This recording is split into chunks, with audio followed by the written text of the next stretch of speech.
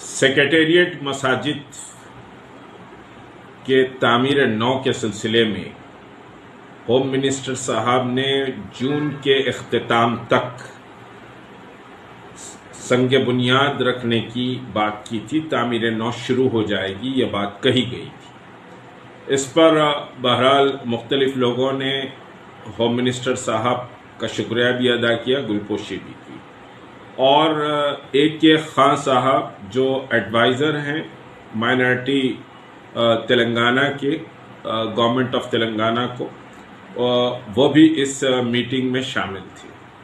ان کے بیان کے بعد پھر محمد سلیم صاحب جو وقف بورڈ کے چیئرمین ہیں، انہوں نے کہا کہ بھائی چیف منسٹر صاحب نے نقشوں کو اپروول کر دیا ہے اور نقشے وقف بورڈ بھی اس کو اپروول دے دیا ہے، اور ہم لکھ دیے ہیں جون کے اختتام پر مساجد کی تعمیر نو شروع ہو جائے گی. یہ بہرحال آج سمجھیے کہ ایک اخبار کے بیورو چیف رشید الدین صاحب نے آج سمجھیے کہ ایک آرٹیکل لکھا ہے کہ تلنگانہ کے چیف منسٹر اس سارے پروسیس سے واقف بھی نہیں تھے، اور پھر ابھی جون کے اختتام پر جو تعمیر نو مساجد کی شروع ہونے والی تھی وہ پھر ایک بار ملتوی کی جا رہی ہے، اور تعمیر نو جون کے اختتام پر نہیں ہوگی.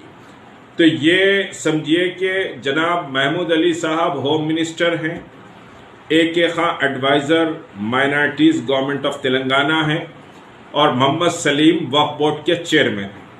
یہ تینوں نے مسلمانوں کے ساتھ ان کے جذبات اور احساسات کے ساتھ ایک بڑا مذاق کیا ہے، کیونکہ ہوم منسٹر کا بیان کوئی ہلکے سے نہیں لیا جا سکتا، کیونکہ وہ ریاست تلنگانہ کے کیبنٹ منسٹر ہیں.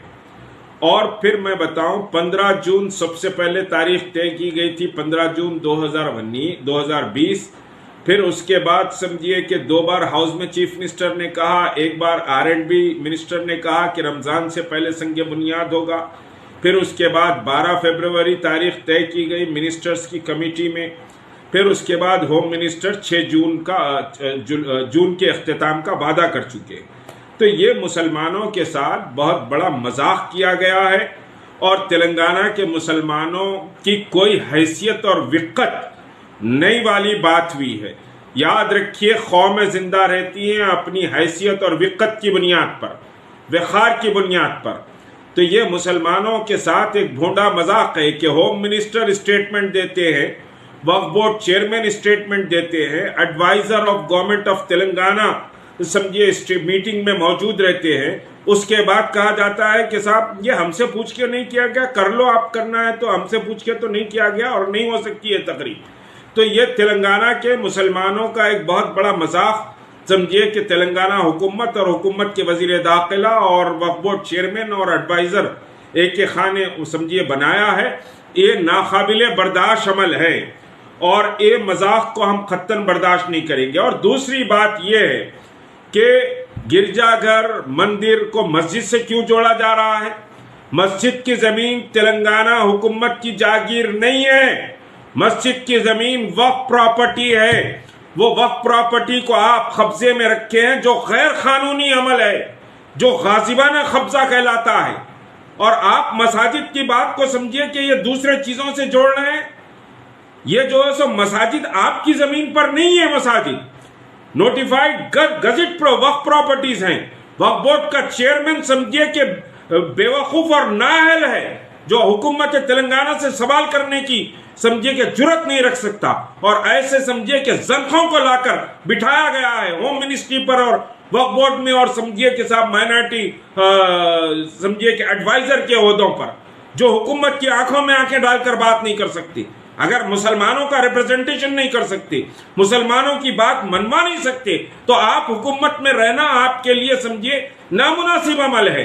اور آج میں مشتاق ملک صدر تحریک مسلم شبان اور کنوینر جوائنٹ ایکشن کمیٹی میں مطالبہ کر رہا ہوں کہ ہوم منسٹر کو استعفیٰ دینے کا مطالبہ ہونا چاہیے.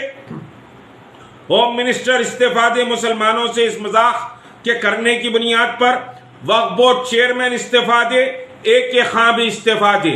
یہ 3 استعفے سمجھیے کہ آنا چاہیے، کیونکہ انہوں نے تلنگانہ کے مسلمانوں کے جذبات احساسات کا مذاق اڑایا ہے، اور باضابطہ میٹنگ کر کے نقشوں کو اپروول کی بات کی گئی ہے اور حکومت اس سے انکار کر رہی ہے. تو اس سے زیادہ بے وقتی، اس سے زیادہ سمجھیے کہ بے عزتی مسلمانوں کی نہیں ہوگی. آپ کو استعفیٰ دینا پڑے گا. یہ تینوں اصحاب کو مستعفی ہونا چاہیے، اور اس پر ہم سمجھیے ریاست گیر مہم چلائیں گے کہ یہ استعفیٰ دیں، اور ان کو سمجھیے کہ مسلمانوں کے سامنے اور لوگوں کے سامنے سمجھیے کہ برہنہ کریں گے کہ ان کی کیا حیثیت ہے اور ان کی کیا وقت ہے، اور یہ مسلمانوں کو ریپرزینٹ کرنے کے لائق نہیں ہے. السلام علیکم ورحمۃ اللہ وبرکاتہ.